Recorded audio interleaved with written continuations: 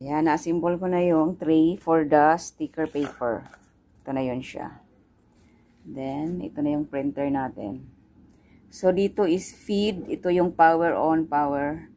Ito sa error. Pag nag-i-error, nagre-red yan. Okay. Then, sa likod, ayan. Ito, kung i-connect mo sa computer. Ito, USB yan. Saan ba? Yung ganyan. Then, ito yung power cord.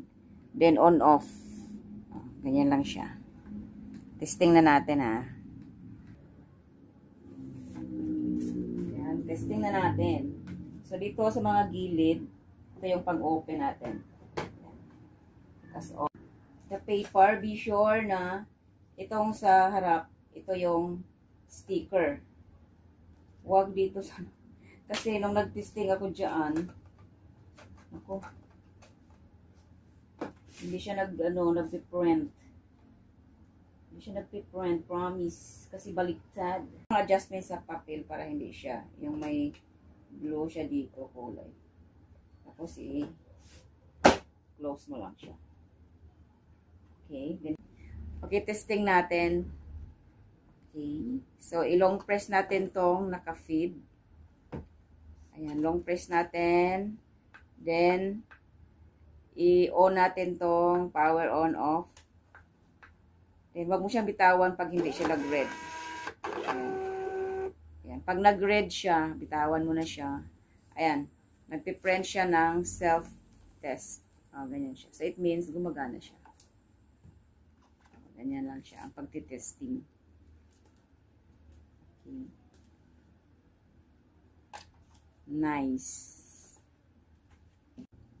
Okay, so mag-testing na tayo. Using my Android phone. Yan, open mo lang yung apps. Tapos, mayroon ng PDF na nakasave. Print mo lang siya. Be sure na connected siya sa Bluetooth. Connected device. Bluetooth printer. Ayan, success. Okay.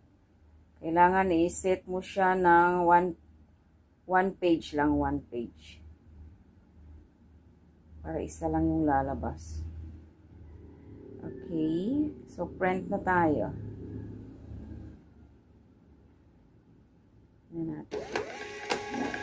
Ayan. Wow, ang galing naman. Yan na yan siya. Okay. So, next tayo, yung ibang page naman. Okay. So, don't forget to set talaga sa 1 lang. Kasi, example ko ha kung 2 pages. Dalawa yung lalabas eh.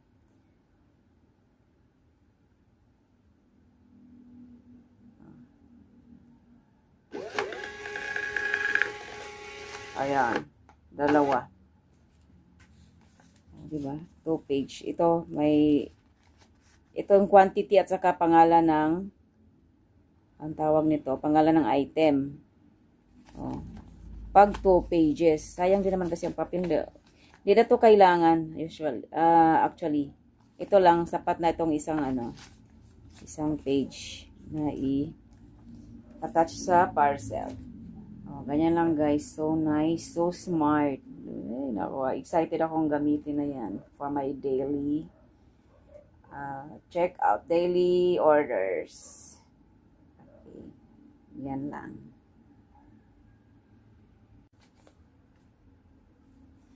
So, ayan. Ito yung mga na-testing ko na. Kahit hindi waybill, pwede din. Kahit basta black and white. Black and white lang kasi siya.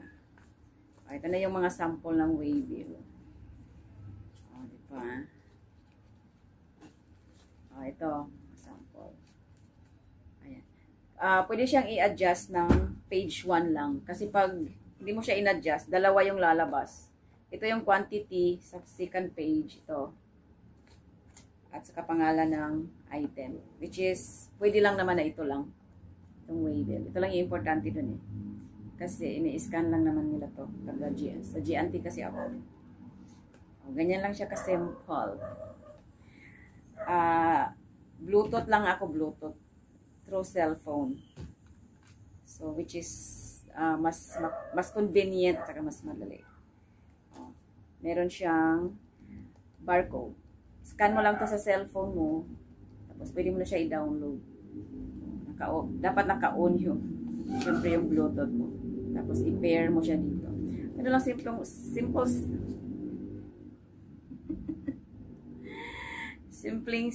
lang. Ganon lang, simple lang talaga. Which is, I'm so happy to have this. At least meron na akong printer. Kasi dati, yung malaking printer talaga. Yun yung ginagamit ko. Tapos, hindi pa yung sticker ang ginagamit ko. Yung scratch paper lang. Tapos, ginugunting-gunting ka lang. Okay lang din naman. Malinis lang din naman siya. Same size lang din dito. So, pag-a-adjust lang yan sa settings. Ito, 4x6. Or ito kasi A6. O, diba? A6 yan. Ganun lang. That's all for today. Thank you for watching. See ya! Babu!